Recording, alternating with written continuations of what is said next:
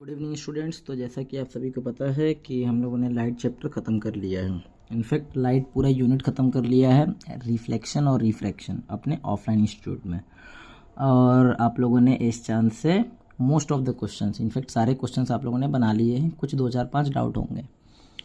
तो अब कुछ बच्चों का क्या है कि न्यूमेरिकल्स नहीं बन रहे हैं उनसे, है ना, या फिर कुछ बच्चे की प्रॉब्लम है कि क्वेश्चन पढ़ के समझ में नहीं आता है कि किस तरीके से जो है वो जो थ्योरी को अप्लाई करें। हम लोगों ने जो थ्योरी पढ़ा है उसको कैसे अप्लाई करें। तो इसी चीज़ को लेकर हम लोग जो है आ गए हैं। रोज़ हम लोग शाम में या फिर रात में 10 से 20 क्वेश्चंस की जो है पर डे प्रैक्टिस करेंगे, है ना। चैप्टर्स के साथ ही करते रहेंगे हम लोग। और अगर आपके भी कुछ डाउट्स होंगे तो आप कमेंट सेक्शन में लिख सकते हैं, उसको भी हम लोग नेक्स्ट वीडियो में कवर कर लेंगे। तो एक्चुअली एस चांद आप लोगों ने कंप्लीट कर लिया है। तो मैंने क्या किया कि कोई दूसरी पब्लिकेशन मंगाई जो कि बहुत अच्छी पब्लिकेशन है, एच सी वर्मा। आप सभी जानते होंगे कि एच सी वर्मा सर का जो है काफ़ी ज़्यादा ऑथेंटिक क्वेश्चंस होते हैं। इनफैक्ट इनकी थ्योरी भी जो है होती है बहुत कट टू कट और काफ़ी ज़्यादा एक्यूरेट होती है, बिल्कुल एररलेस है ये। सो हम लोग इसी बुक को सॉल्व करेंगे जिससे आपकी और अच्छे से प्रैक्टिस हो सके। तो आज हम लोग का ये वेरी फर्स्ट लेक्चर है क्वेश्चन प्रैक्टिस पे, जहाँ पे हम लोग डायरेक्ट जो है वो एक्सरसाइज पे आ रहे हैं, है ना। क्योंकि कुछ सॉल्व एग्जांपल्स यहाँ पे दिए हुए हैं, देख सकते हैं आप इधर। ये कुछ सॉल्व एग्जांपल्स है, पर सॉल्व एग्जांपल्स जो है वो बन जाएंगे आपसे इजीली देख के, अगर आप देखते भी है तो। फिर या फिर कोशिश किया जाएगा कि बाद में सॉल्व एग्जांपल्स को भी हम लोग कवर कर लेंगे। फिलहाल हमें क्या करना है, एक्सरसाइज स्टार्ट करना है डायरेक्ट, जहाँ से मैं आपको सिखाऊंगा कि कैसे कैसे क्वेश्चन अटैम्प्ट करने हैं, आपने जो पढ़ा है उसको कैसे अप्लाई करना है। सो आज हम लोग वेरी शॉर्ट क्वेश्चन को कवर करेंगे पूरा इस लेक्चर में, जो कि टोटल 11 है। उसके बाद शॉर्ट आंसर टाइप है, देन उसके बाद long questions, numerical and so on. तो आज हम लोग का जो है वेरी शॉर्ट रहेगा, वेरी शॉर्ट वाले को आज कवर करेंगे। तो जैसे कि आपको पहला क्वेश्चन दिख रहा है यहाँ पे, from which surface of mirror the polished or the silver surface does most of the light reflect. सबसे पहले बात आता है कि मिरर के सरफेसेस कैसे पहचानते हैं, है ना। तो यहाँ पे हम लोग थोड़ा सा पढ़ लेते हैं कि मिरर, पढ़ क्या इनफेक्ट थोड़ा सा समझ लेते हैं हल्का सा कि मिरर के सरफेसेस का मतलब क्या है और किस तरीके से जो है आपको समझ में आएगा कि मोस्ट ऑफ द रिफ्लेक्शन किससे होगा। तो यहाँ पे मैं एक मिरर बना रहा हूँ। वैसे मेरे पास एक मिरर है ऑलरेडी यहाँ पे, बट मैं फिर भी एक मिरर बना के दिखा रहा हूँ आपको, है ना। तो अगर एक मिरर बना है, क्योंकि हम थोड़ा सा बड़ा बना रहे हैं, घर पे जो हम लोग मिरर यूज़ करते हैं, है ना, उसी को तो मैं थोड़ा सा एलोबरेट करके मोटा बना रहा हूँ, क्योंकि हमें समझना है इसलिए। तो लेट से थोड़ी सी थिकनेस बढ़ा के हम लोग, हालांकि इतना थिक नहीं होता है घर पे जो हम लोग मिरर यूज़ करते हैं, बट समझाने के लिए मैं बना ले रहा हूँ कि ये हमारा प्लेन मिरर है। तो आप सभी को मालूम होगा कि प्लेन मिरर जो होता है वो एक जस्ट लाइक ग्लास स्लैब ही होता है। जैसे कि ट्रांसपेरेंट ग्लास स्लैब होता है, एक शीशा होता है नॉर्मली, उसको हम लोग सिल्वरिंग करते हैं। तो एक साइड से लेट से हम लोगों ने इधर सिल्वरिंग कर दिया। ये सिल्वरिंग हम लोग सिल्वर की भी करते हैं, या फिर अगर सिल्वर नहीं है तो एल्यूमिनियम की भी सिल्वरिंग हो सकती है, नो प्रॉब्लम। तो ऐसा करने से आपका एक मिरर रेडी हो जाता है ना।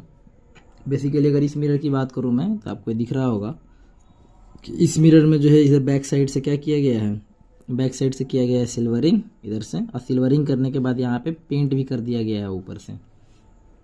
और आगे से आपको दिख रहा होगा ये है पॉलिश्ड वाला, है ना। ये वाला जो हिस्सा है इस साइड से हमें दिखाई पड़ता है। तो मिरर के 2 सरफेसेस होते हैं। जो आपको सबसे ऊपर सुपरफिशियली जो दिख रहा है ना, जो ऊपर की ओर ये वाला सरफेस दिख रहा है, इसे हम लोग बोलते हैं पॉलिश्ड सरफेस। ये होता है पॉलिश्ड सरफेस। और ये जो आपको इस पॉलिश्ड सरफेस के अंदर ये जो इंटरनली दिख रहा है आपको बैक साइड में मिरर का, अगर ये फ्रंट बोले लेट से और ये बैक बोल रहे हम लोग, तो ये बैक वाला जो सरफेस है ये एक्चुअली में सिल्वर्ड सरफेस है ना। क्योंकि यहाँ पे पूछा है हमसे कि पॉलिश्ड सरफेस से ज़्यादा लाइट रिफ्लेक्ट करेगा कि सिल्वर्ड सरफेस। तो पहले हम लोगों ने दोनों सरफेसेस बना लिए। देखिए, जैसा कि अगर आप लोगों ने लाइट चैप्टर पढ़ा होगा तो आपको मालूम होगा कि किसी भी सरफेस पे at the same time more than one phenomena हो रही होती है ना। रिफ्लेक्शन, रिफ्रैक्शन, ट्रांसमिशन और एज अ हीट भी एब्जॉर्ब हो सकता है, ये चल रहा होता है ना। डिपेंडिंग कि हम लोग क्या स्टडी कर रहे हैं, हम लोग उसके हिसाब से स्टडी करते हैं। तो लेट से कि यहाँ पे इंसिडेंट रे आया, है ना। हालांकि रियल वर्ल्ड में इतना मोटा नहीं लेते हैं हम लोग, लेकिन फिर भी मान लेते हैं कि यहाँ से एक इंसिडेंट रे लेकर आते हैं। तो सबसे पहले तो हम लोग जब पढ़ते हैं तो नॉर्मली एक सिंगल लाइन बना के प्लेन मिरर पढ़ते हैं, इतना मोटा नहीं बनाते हैं। बट अगर एक्चुअल कॉन्सेप्ट देखें तो ये इंसिडेंट रे आया हमारा, है ना, ये इंसिडेंट रे है, इस पर्टिकुलर पॉइंट पे पड़ा था, ये पॉइंट ऑफ इंसिडेंस हो गया आपका। अब यहाँ पे क्या होगा, यहाँ पे दोनों पार्ट होगा, लाइट का कुछ पार्ट रिफ्लेक्ट भी करेगा और कुछ पार्ट जो है वो ट्रांसमिट यानी कि रिफ्रैक्ट कर जाएगा, है ना। तो यहाँ पे कुछ पार्ट जो है वो, है ना, एंगल आई एंगल आर को सेम रखते हुए कुछ पार्ट जो है वो रिफ्लेक्ट कर गया। लेट्स से यहाँ पे angle i angle r same बना, कुछ रिफ्लेक्ट भी कर गया, और कुछ पार्ट जो होगा इस लाइट का वो अंदर की ओर ट्रांसमिट हो गया होगा और इस वाले सरफेस से पहुंचा होगा। कौन सा सरफेस, जो हमारा सिल्वर्ड सरफेस है। और यहाँ से फिर क्या होगा, यहाँ पे रिफ्लेक्ट होगा, अब देन अगेन यहाँ पे नॉर्मल बनेगा और ये ऐसे बाहर की ओर रिफ्लेक्ट कर जाएगा। सो ये चीज़ एक्चुअली में ये हो रहा होता है फिनोमेना। तो देखिए इस वाले सरफेस पे भी रिफ्लेक्शन हुआ है लाइट का, ये वाला है ना, ये रिफ्लेक्टेड रे है, और इस वाले सरफेस पे भी रिफ्लेक्शन हुआ है, ये वाला रिफ्लेक्टेड रे है। तो बात आता है कि सबसे ज़्यादा, है ना, मोस्ट ऑफ द रेज, अगर मान लेते हैं यहाँ पे थाउजेंड्स ऑफ रेज आ रहा है, तो अगर मान लेते हैं बहुत सारा लाइट आ रहा है यहाँ पे, तो मोस्ट ऑफ द रेज जो है वो किस सरफेस से, पॉलिश्ड वाले सरफेस से या फिर सिल्वर्ड सरफेस से रिफ्लेक्ट करेगी। तो ऑब्वियस सी बात है, क्योंकि ये वाला जो सरफेस है ये बहुत ज़्यादा हाईली पॉलिश्ड होता है ना, ये बहुत ज़्यादा हाईली पॉलिश्ड होता है सिल्वर का, और सिल्वर एक अच्छा रिफ्लेक्टर होता है, silver is a good reflector. ये जो हम लोगों ने सिल्वरिंग किया हुआ है इसमें हम लोगों ने सिल्वर का इस्तेमाल किया है, और सिल्वर या फिर अगर एल्युमिनियम का भी इस्तेमाल करते हैं हम लोग लेट से, है ना, तो एल्युमिनियम भी एक अच्छा रिफ्लेक्टर है, गुड रिफ्लेक्टर है। तो इस वाले फिनोमेना पे, है ना, जब आप लेज़र लाइट, लेट से यहाँ पे अगर आप लेज़र लाइट मारते हैं इस साइड से, तो कुछ लाइट तो इस सरफेस से भी बाउंस करेगा, इस सरफेस से भी बाउंस करेगा, रिफ्लेक्ट करेगा, पर मोस्ट ऑफ द लाइट जो है ना वो अंदर ट्रांसमिट होने के बाद बाउंस करेगा इस सरफेस से, इस पॉइंट पे आके बाउंस करेगा, है ना। तो मोस्ट ऑफ द रिफ्लेक्शन जो है वो सिल्वर्ड वाले सरफेस से होगा, ना कि पॉलिश्ड वाले सरफेस से होगा। मैं ये नहीं बोल रहा कि इससे भी नहीं होगा, इससे होगा सम पार्ट, है ना, पार्शियली इससे भी होगा, कुछ रेस तो इसी सरफेस से बाउंस कर जाएगी, पर मोस्ट ऑफ द रेस जो है वो अंदर की ओर ट्रांसमिट होगी, और ये सिल्वर्ड वाला जो आपको दिख रहा है सरफेस, इस सरफेस से मोस्ट ऑफ द रेस जो है वो बाउंस करेगी। तो इसका करेक्ट आंसर क्या हो जाएगा कि सिल्वर्ड सरफेस से मोस्ट ऑफ द रे रिफ्लेक्ट करेगी, सिल्वर सरफेस हो जाएगा आपका। अब क्योंकि रियल वर्ल्ड में हम लोग इतना ज़्यादा थिकनेस नहीं लेते हैं, बहुत ज़्यादा नेग्लिजिबल, एकदम पतला सा थिकनेस लेते हैं मिरर का, इसीलिए हम लोग ये वाला जो रिफ्रैक्शन वाला पार्ट है इसको हम लोग नेग्लेक्ट कर देते हैं, ये चीज़ दिखाते ही नहीं है। एक सिंगल लाइन से रिप्रेजेंट करते हैं, कैसे रिप्रेजेंट करेंगे, एक सिंगल लाइन से रिप्रेजेंट करेंगे प्लेन मिरर को, और डायरेक्ट हम लोग कौन सा वाला सरफेस दिखाते हैं, सिल्वर्ड सरफेस दिखाते हैं कि इंसिडेंट रे ऐसे आया, है ना, नॉर्मल से एंगल आई बनाते हुए, एंगल आर बनाते हुए बाउंस कर गया, सिंपल। ये इंसिडेंट रे, ये रिफ्लेक्टेड रे, ऐसे दिखाते हैं हम लोग जनरली।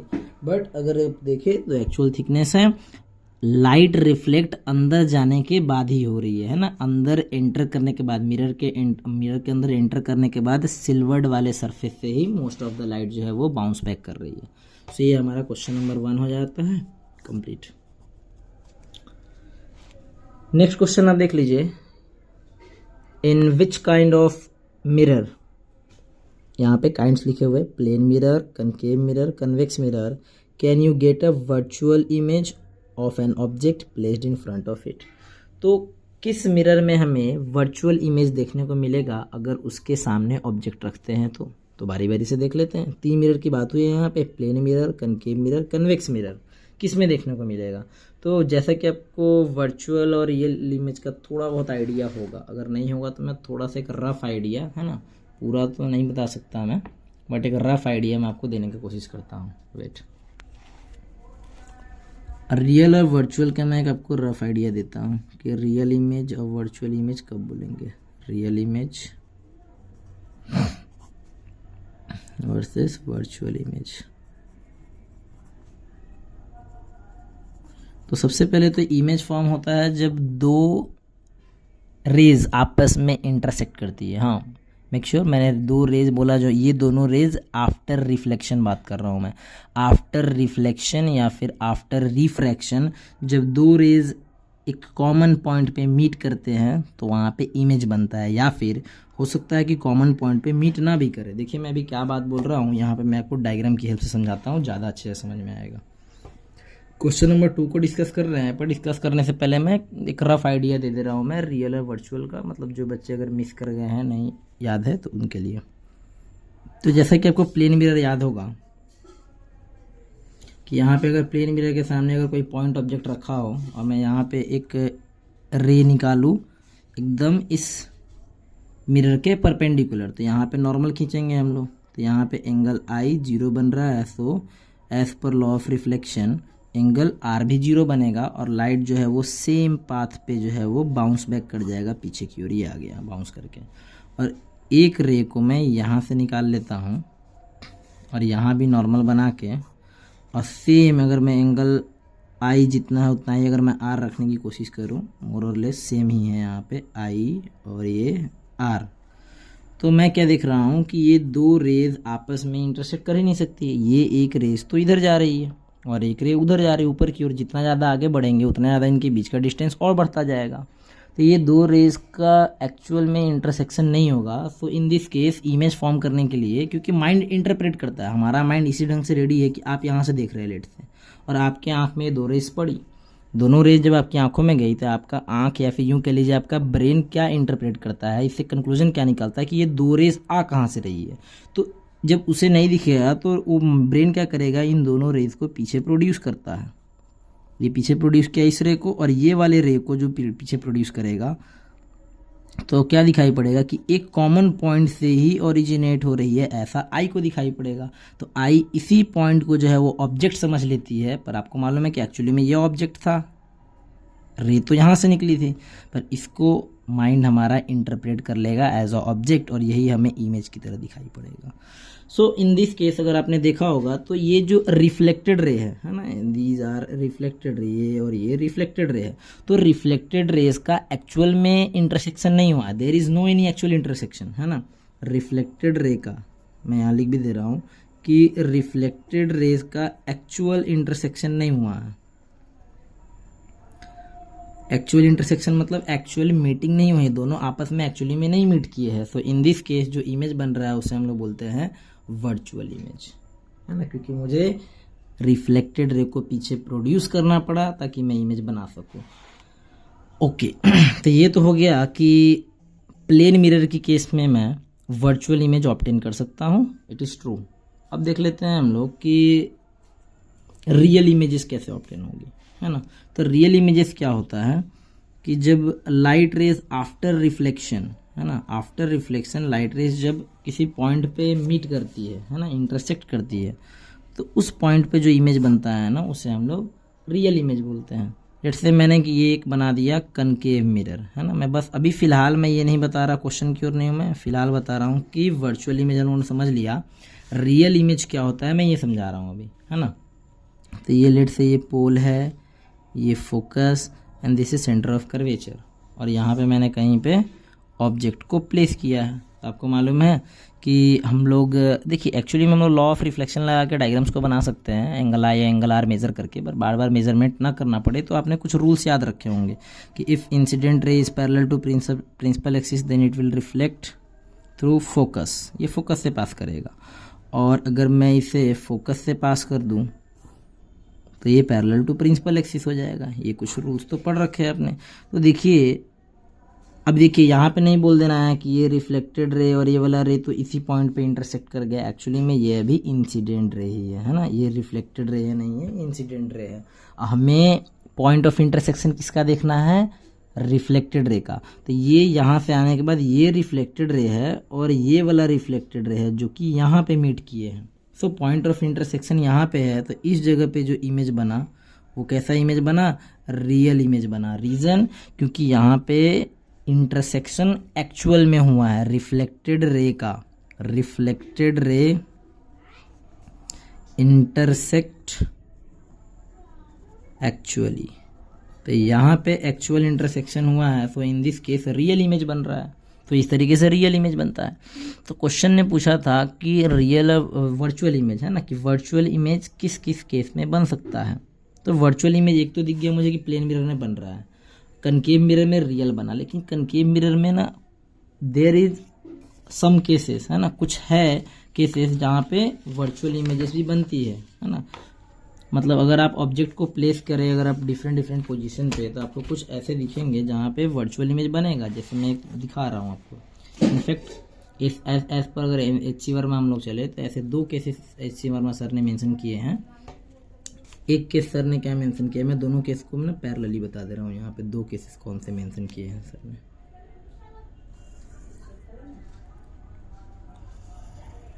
ओके, सो ये दोनों ही मैंने कनकेव मिरर बना लिया है। ये भी मैंने कनकेव मिरर बना लिया। Pole, focus, centre of curvature, pole, focus and this is centre of curvature. अगर मैं ऑब्जेक्ट को फोकस पे प्लेस करता हूँ और एक केस में मैं ऑब्जेक्ट को फोकस और पोल के बीच में प्लेस करता हूँ, लेट्स से हियर, तो दोनों केसेस में मुझे क्या देखने को मिलेगा। फर्स्ट केस में अगर मैं देखूँ इधर, तो एक रे में क्या करता हूँ, पैरेलल टू प्रिंसिपल एक्सिस ले लेता हूँ और इसको पास कर देता हूँ मैं फोकस से। ओके, दूसरे रे को मैं या तो सेंटर ऑफ कर्वेचर है, नॉर्मल इंसिडेंस ले सकता हूँ मैं, ना कि नॉर्मली मैं इंसिडेंस कर दिया, इसी पाथ पे जो है रिट्रेस कर गया। या फिर एक दूसरा भी आइडिया है आपके पास कि पोल पे आप किसी पर्टिकुलर आई एंगल पे ड्रॉप कर लीजिए, तो क्या होगा, आफ्टर रिफ्लेक्शन ये एंगल आई बनाता हुआ ये रिफ्लेक्ट कर जाएगा। तो इस केस में मुझे क्या दिखाई पड़ा कि जो रिफ्लेक्टेड रे है ये पैरेलल रेज है, और पैरेलल रेज कहाँ मीट करती है, कहीं नहीं, क्योंकि पैरेलल रेज के बीच का डिस्टेंस कभी कम होगा ही नहीं, ये तो हमेशा कांस्टेंट रहेगा ये वाला डिस्टेंस। तो पैरेलल रेज कभी भी मीट नहीं करती है। But there is something idea, है ना, हम लोगों ने एक आइडिया लगाया कि लेट्स से कि पैरेलल रेज बहुत दूर कहीं पे जाके मीट कर रही है ना, बहुत दूर कहीं यहाँ पे आते आते आते यहाँ मीट करती है। तो बोलते हैं कि हम लोग इसका इमेज जो है वो इन्फिनिटी पे बना। और कैसा बना, क्योंकि रियल वर्ल्ड में ऐसे एजम्पशन कर रहे हैं हम लोग कि रियल वर्ल्ड में रेज इंटरसेक्ट कर रही है, तो हम लोग बोलते हैं कि इस केस में कि इमेज रियल बना है और साथ ही इन्वर्टेड बना है ना, क्योंकि प्रिंसिपल एक्सिस से नीचे है, इन्वर्टेड बना है। एक तो ये चीज़ हो गया। बट एक दूसरा पर्सपेक्टिव क्या है, तो यहाँ पे इस केस में ऑब्जर्वर जो है वो यहाँ से देख रहा है। तो जब ऑब्जर्वर यहाँ से दिख रहा है, अगर मैं यहाँ पे स्क्रीन लगा दूँ, लेट से यहाँ पे स्क्रीन लगा हुआ है, तो यहाँ पे ऑब्जर्वर को इमेज दिखाई पड़ेगा, वो तो बोलेगा क्या कि रियल इमेज है, इन्वर्टेड इमेज है। बट अगर मान लेते हैं कि ऑब्जर्वेशन यहाँ से लिया रहा है, लेट से ऑब्जर्वेशन ऑब्जर्वर ने यहाँ से लिया, तो ये भी तो बोल सकते हैं कि इस लाइट को पीछे प्रोड्यूस करेंगे अगर, है ना, इस लाइट को पीछे प्रोड्यूस करेंगे तो पीछे भी पैरेलल रेज हैं, तो ये भी तो बोला जा सकता है कि पीछे की ओर पैरेलली जो है वो कहीं पे मीट कर रही होंगी। तो हो सकता है कि यहाँ पे भी जो है वो हमें कैसा इमेज दिखाई पड़े, एक वर्चुअल इमेज दिखाई पड़े। इन दिस केस मैं बोल सकता हूँ कि वर्चुअल इमेज दिखाई पड़ेगा, और प्रिंसिपल एक्सिस के ऊपर है तो यहाँ पे वर्चुअल इरेक्ट इमेज दिखाई पड़ेगा। तो ये जो वर्चुअल इरेक्ट बोलेंगे इमेज को या फिर रियल इन्वर्टेड बोलेंगे, ये डिपेंड करता है किसके ऊपर डिपेंड करता है बेसिकली, ये डिपेंड करता है कि पर्सपेक्टिव किसका है ना, किस पर्सपेक्टिव से आप देख रहे हैं, ये उस पर डिपेंड करता है। ऑब्जर्वर की पर्सपेक्टिव से देख रहे हैं, इधर से अगर देख रहे हैं तो आपको ये केस दिखेगा इधर से, तो वर्चुअल जो है इमेज यहाँ भी बन रहा है। अच्छा, अगर इस केस में देखें हम लोग, तो एक पैरेलल टू प्रिंसिपल एक्सिस गया, है ना, एक सेकेंड कॉल ओके, एक ray parallel to principal axis गया, तो आफ्टर रिफ्लेक्शन क्या हो जाएगा, ये फोकस से पास हो जाएगा। आफ्टर रिफ्लेक्शन जो है वो फोकस से पास हो जाएगा। दूसरे रे को आप क्या कर सकते हैं, अगेन वही कि आप पोल पे जो है वो इंसिडेंट कर लीजिए, किसी पर्टिकुलर एंगल पे पोल पे इंसिडेंट कर लीजिए, तो आफ्टर रिफ्लेक्शन क्या हो जाएगा, ये पोल से एंगल आर बना के, एंगल आई एंगल आर को मैंने कांस्टेंट रखने की कोशिश किया। तो आप देखिएगा तो इस केस में ये जो रेज है ये डाइवर्जिंग रेज है, तो आगे चल के और ज़्यादा दूर हो जाएंगे क्योंकि इनके बीच का डिस्टेंस बढ़ रहा है लगातार। ये देखिए डिस्टेंस लगातार बढ़ता चला जाएगा, तो ये तो कभी ऐसे आगे चल के मिलेंगे ही नहीं, तो पीछे प्रोड्यूस करना पड़ेगा हमें। तो जब हम लोगों ने पीछे प्रोड्यूस किया इसे, क्योंकि यहाँ से देखने वाला ऑब्जर्वर जो है, यहाँ से जो ऑब्जर्वर ऑब्जर्वेशन ले रहा है उसका ब्रेन इंटरप्रेट करेगा कि पीछे प्रोड्यूस करना पड़ेगा इसे, कि ये लाइट एक्चुअली में आ कहाँ से रहा है, ये जो लाइट है ये आ कहाँ से रहा है एक्चुअली में, तो ये पीछे प्रोड्यूस करेंगे हम लोग और इसे भी पीछे प्रोड्यूस करेंगे तो हमें क्या दिखाई पड़ेगा, there is point of intersection पीछे, तो इमेज कहीं यहाँ पे बनेगा और सीधा बन रहा है। तो इस केस में क्या होगा, वर्चुअल इमेज बनेगा, वर्चुअल वर्ल्ड में बनेगा, क्योंकि रेज एक्चुअल इंटरसेक्शन नहीं कर रही है, रेज का एक्चुअल इंटरसेक्शन नहीं हो रहा है, पीछे प्रोड्यूस करना पड़ रहा है। सो इस केस में वर्चुअल इमेज बना और इरेक्ट बना। सो एक चीज़ तो कंफर्म हो गया आपको कि कनकेव की केस में भी वर्चुअल इमेज बनता है when object is placed between focus and pole. ये कौन सा केस था, केस 2, जब फोकस एंड पोल के बीच में रखिएगा तब, और ये वाला केस 1 जो था एट फोकस, जब आप फोकस पे रखते हैं तो ऑब्जर्वर पॉइंट ऑफ व्यू से यहाँ भी वर्चुअल इमेज की पॉसिबिलिटी है। ओके, पॉसिबिलिटी क्या हो सकती है, बिल्कुल हो सकती है। अगर आप मिरर के अंदर देखते हैं यहाँ से तो आपको दिखेगा वहाँ पे। तो हमारा 2 आंसर तक क्लियर हो गया कि प्लेन मिरर में भी हो रहा है और कनकेव मिरर में भी हो रहा है। अब देख लेते हैं कन्वेक्स मिरर का कहानी। तो कन्वेक्स मिरर जो होता है, आपको मालूम होगा, आप लोगों ने पढ़ा होगा कि convex mirror always virtual image ही बनाता है, पर फिर भी आप रे डायग्राम से एक बार देख लेते हैं।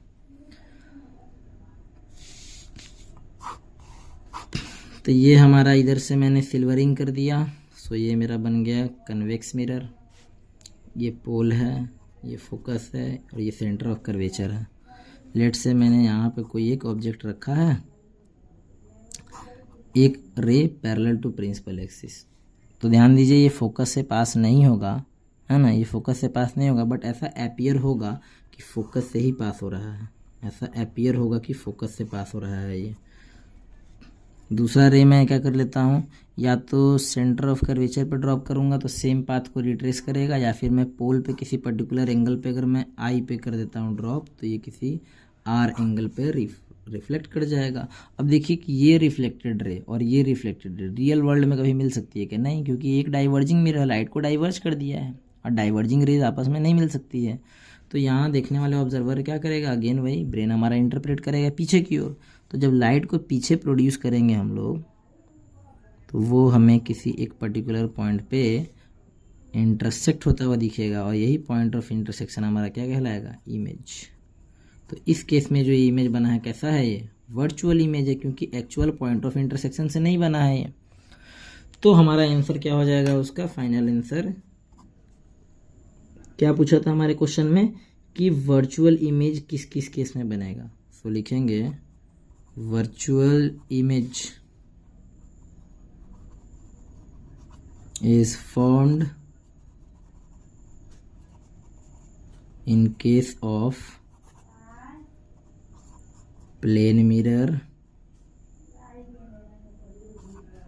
concave mirror as well as convex mirror। तो तीनों तरह के मिरर में हमारा वर्चुअल इमेज देखने को मिलेगा।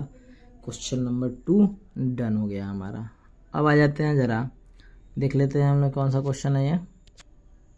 क्वेश्चन नंबर 3 देख लेते हैं।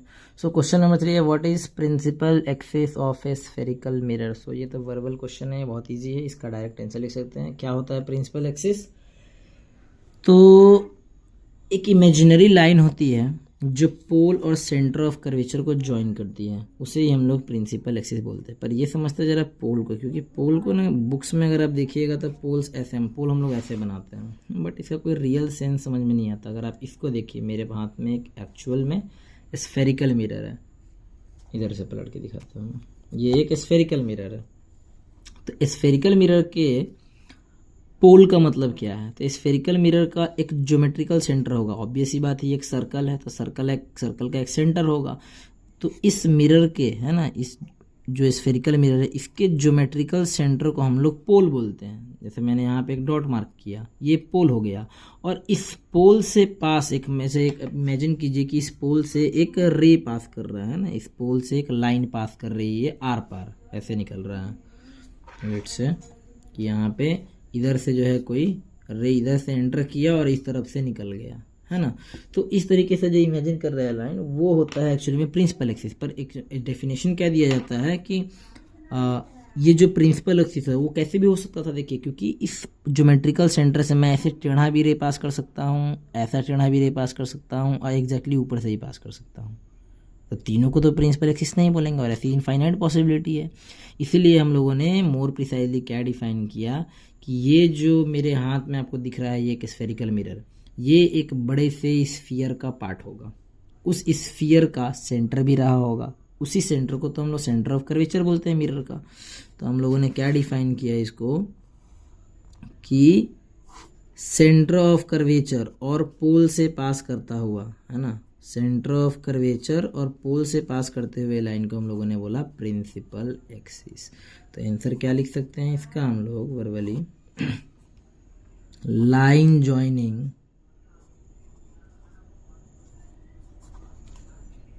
center of curvature and pole of a spherical mirror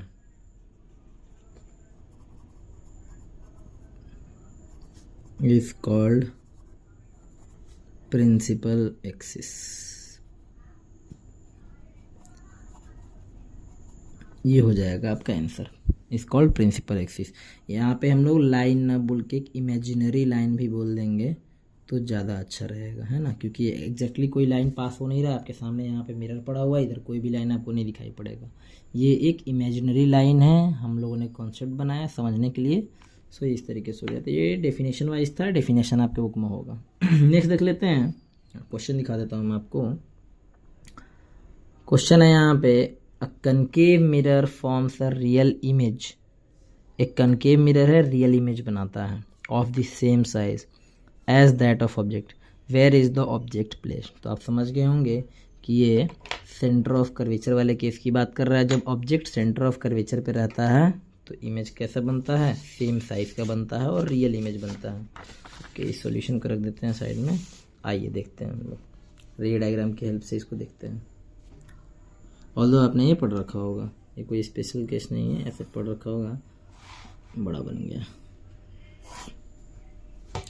सो यहाँ पे ये एक कनकेव मिरर है, हमसे पूछा गया था कि कनकेव मिरर में ऑब्जेक्ट को कहाँ पे रखेंगे, है ना, ऑब्जेक्ट को कहाँ पे प्लेस करें कि जो इमेज है वो रियल बनना चाहिए। क्या क्या बोला हम लोग, कंडीशन देखा आप लोगों ने, रियल इमेज बनना चाहिए और सेम साइज का बनना चाहिए, सेम साइज का बनना चाहिए। तो आपको मालूम है कि अगर हम लोग सेंटर ऑफ कर्वेचर पे प्लेस करें ऑब्जेक्ट को, तो इस केस में जो है, अगर मतलब डायग्राम प्रिसाइज होता है, जो कि टेढ़ा हो जाता है तो प्रॉपर नहीं हो पाता है। पर अगर आप ध्यान से देखिए तो इसको मैंने एक प्रिंसिपल एक्सिस के पैरेलल पास किया तो ये फोकस से पास हो जाएगा, और एक को मैंने अगर फोकस से पास किया, आप चाहें तो पोल पे भी ड्रॉप कर सकते हैं और आप चाहें तो फोकस से भी पास कर सकते हैं, ये आपके ऊपर है। अब होता क्या है कि ये जो डिस्टेंस है, अगर ये थोड़ा सा भी बड़ा या छोटा हो जाता है तो ये डायग्राम जो होता है वो प्रॉपर नहीं बन पाता है। जैसे कि इस केस में देखिए थोड़ा सा पीछे हो गया है ना, थोड़ा सा पीछे हो गया है ये, बट सेम साइज़ का ही बना है, थोड़ा सा पीछे हो गया है, क्योंकि ये डिस्टेंस जो है अगर आप सेम रखते हैं ना मेज़रमेंट वाइज, क्योंकि हम लोगों ने मेज़रमेंट करके नहीं लिखा है, ये देखिए यहाँ से मेज़रमेंट इतना है इसका, और ये देखिए एग्जैक्टली यहाँ पे होना चाहिए था इस डिस्टेंस को। सेंटर ऑफ कर्वेचर मैंने गलत मार्क किया था, तो ऑब्जेक्ट को अगर मैं यहाँ पे रखूँगा तो एग्जैक्टली वहीं पे बनेगा, है ना। ये देखिए इस वाले मेज़रमेंट को आपको यहाँ पे दिख रहा है, मैंने काला ब्लैक डॉट यहाँ पर मार्क किया है, ब्लैक लाइन। तो इसके हिसाब से पोल से फोकस जितना लंबा होता है एग्जैक्टली सेम डिस्टेंस जो है वो सेंटर ऑफ कर्वेचर का भी होता है, तो उस हिसाब से सेंटर ऑफ कर्वेचर यहाँ होना चाहिए था, पर मैंने गलती से यहाँ पर ड्रॉ कर दिया। तो आप समझ गए होंगे यहाँ पे कि जब ऑब्जेक्ट को सेंटर ऑफ कर्वेचर पे रखते हैं तो हमारा सेम साइज का इमेज बनता है। तो इसका आंसर क्या लिख देंगे हम लोग, आंसर लिखेंगे यहाँ पे, when object is placed, when object, zoom in zoom out की वजह से गड़बड़ हो जा रहा है ना, when object is placed at center of curvature। Okay, ये आंसर हो जाएगा। कौन सा क्वेश्चन था ये, क्वेश्चन नंबर 4। चलिए क्वेश्चन नंबर 5 डिस्कस कर लेते हैं। Question number 5, just a second. हाँ, सो क्वेश्चन नंबर 5 क्या है, can a convex mirror form a real image of an object. तो आपको मालूम है ऐसा नहीं होगा। कन्वेक्स मिरर एक डाइवर्जिंग मिरर है और डाइवर्जिंग रेस कभी भी रियल में मीट नहीं कर सकती है। तो यहाँ पे आंसर आपको क्लियर है। मैंने इससे पहले वाले केस में डिस्कस किया, कौन से वाले केस में डिस्कस किया था, यहाँ पे उन्होंने देखा था, है ना, कि कन्वेक्स मिरर जो है, देखिए कन्वेक्स मिरर है हमारे सामने, ये एक कन्वेक्स मिरर एक डाइवर्जिंग मिरर है ना, ये डाइवर्जिंग मिरर है, ये लाइट को डाइवर्ज करती है, डाइवर्जिंग मिरर है। तो डाइवर्जिंग मिरर जो है वो लाइट को डाइवर्ज करेंगी, तो डाइवर्जिंग रेस तो आपस में रियल में मीट नहीं कर पाएंगे ना। तो रियल में मीट नहीं करेंगे तो ऑलवेज हमें पीछे ही प्रोड्यूस करना पड़ेगा, और पीछे प्रोड्यूस करना पड़ेगा तो हर केस में, है ना, in each and every case we will get virtual image. हमें रियल इमेज बनने का कोई स्कोप नहीं है। तो हम लोग इसमें क्या लिख देंगे आंसर में, नो। क्लियरली हमारा आंसर रहेगा no, real image is not formed, real image is not formed by convex mirror। इसका रीजन भी दे सकते हैं कि since it is diverging mirror,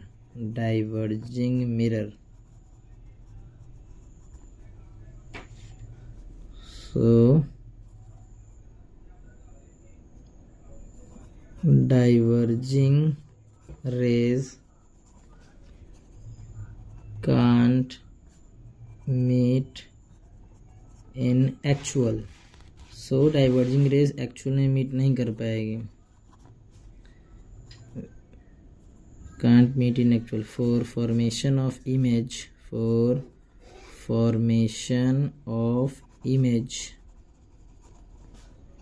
we have to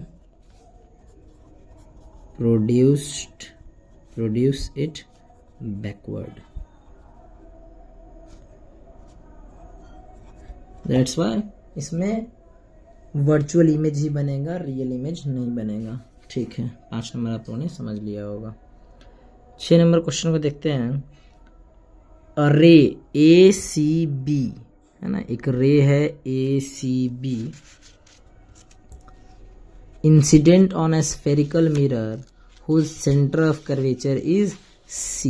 okay, तो एक स्फेरिकल मिरर है। अब हम लोग को यहाँ पे मेंशन नहीं किया है कि स्फेरिकल मिरर कौन सा है, तो ठीक है, कोई प्रॉब्लम नहीं है इसमें। हम लोग को यहाँ पे मेंशन नहीं किया है कि स्फेरिकल मिरर कौन सा है।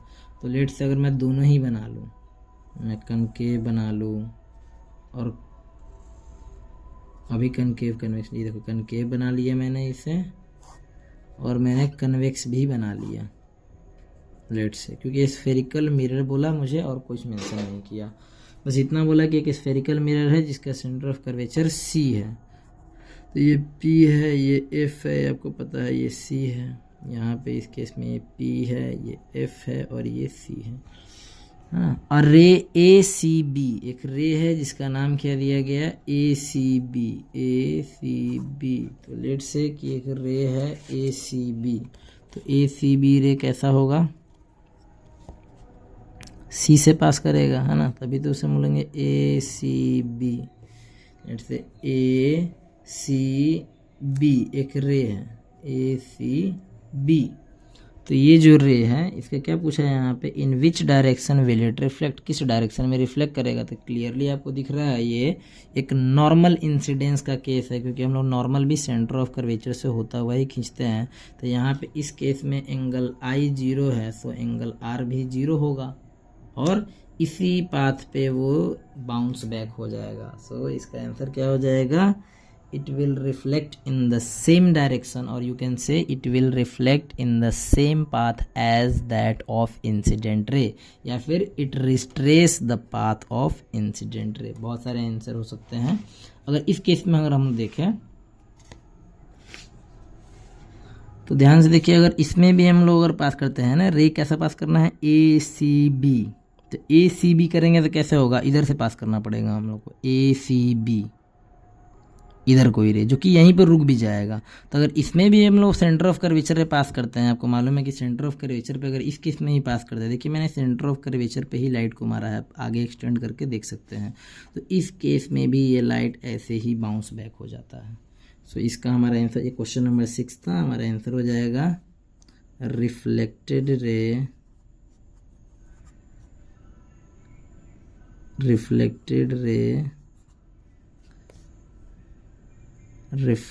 reflected ray traces the same path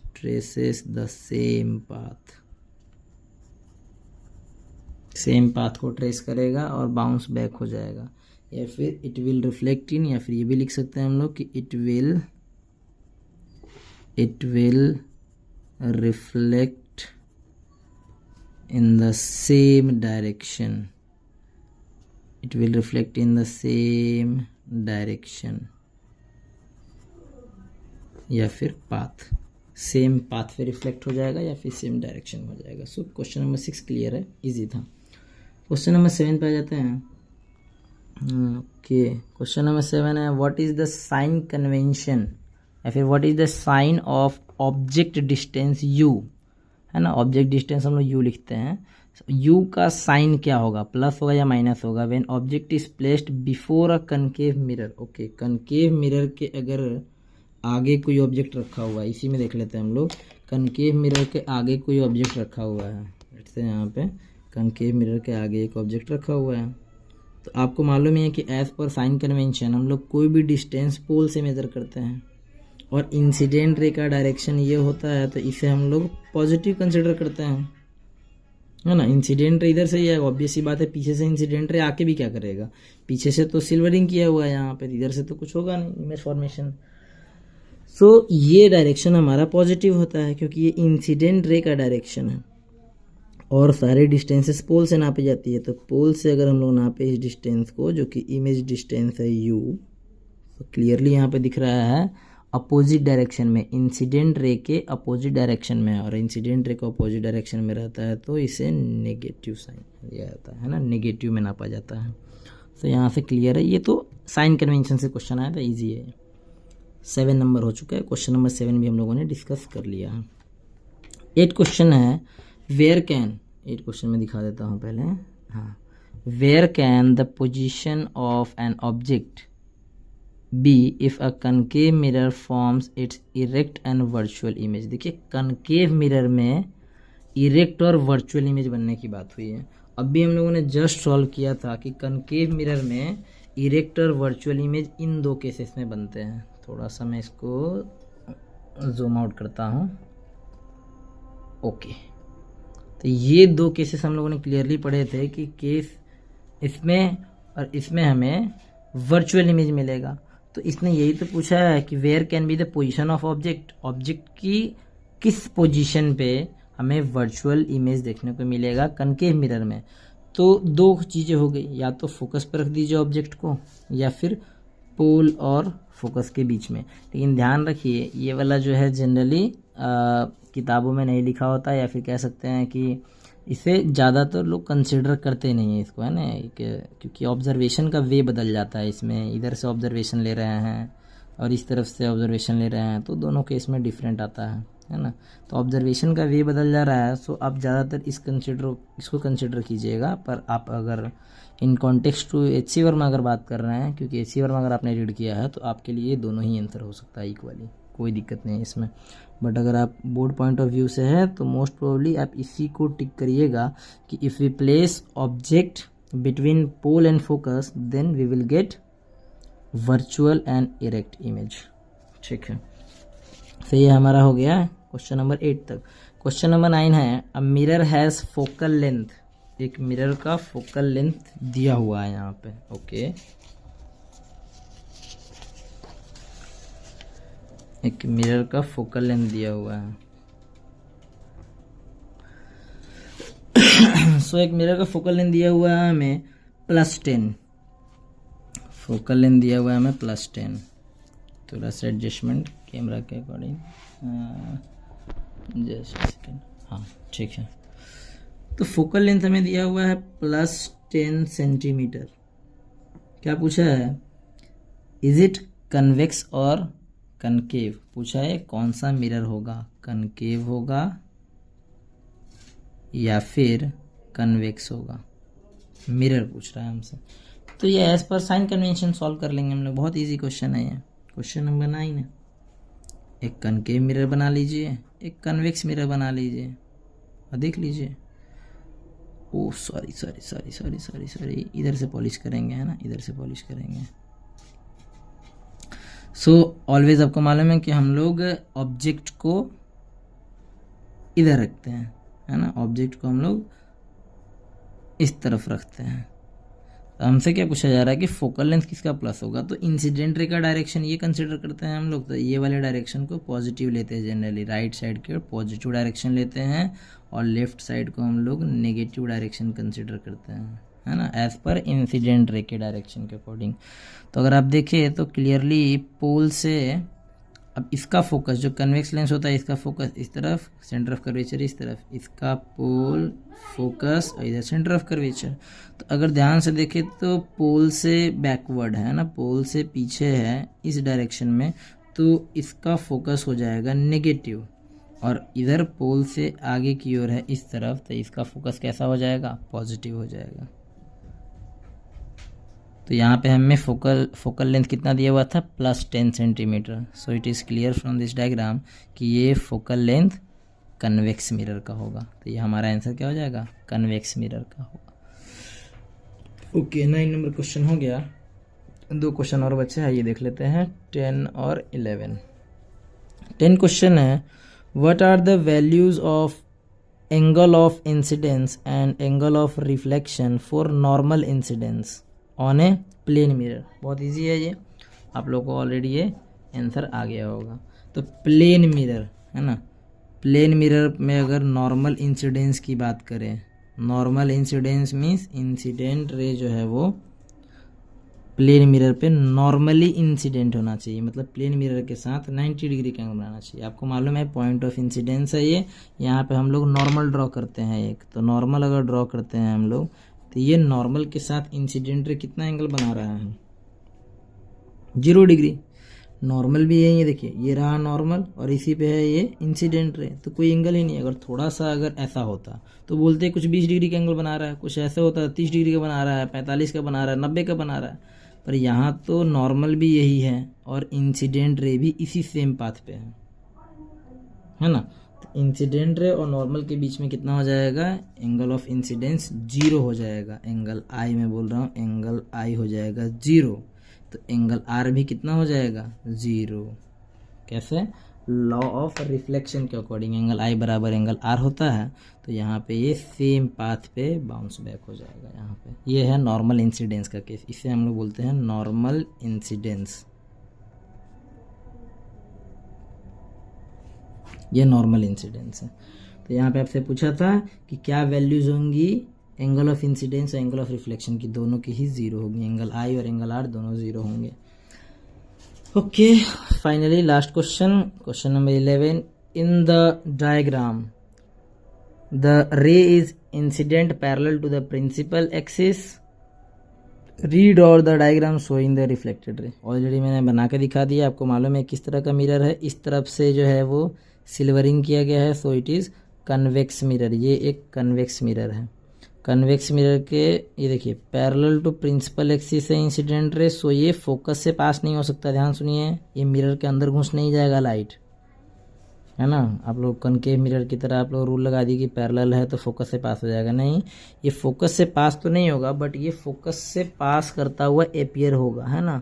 तो यहाँ पे ऐसे मैं ड्रॉ कर दूंगा, जो कि मैं यहाँ पे नहीं करता हूँ, बुक खराब नहीं करता हूँ, मैंने यहाँ पे ऑलरेडी बता रखा था आपको। देखिए इधर पीछे वाले पेज पे मैंने बताया था, आई थिंक, हाँ ये देखिए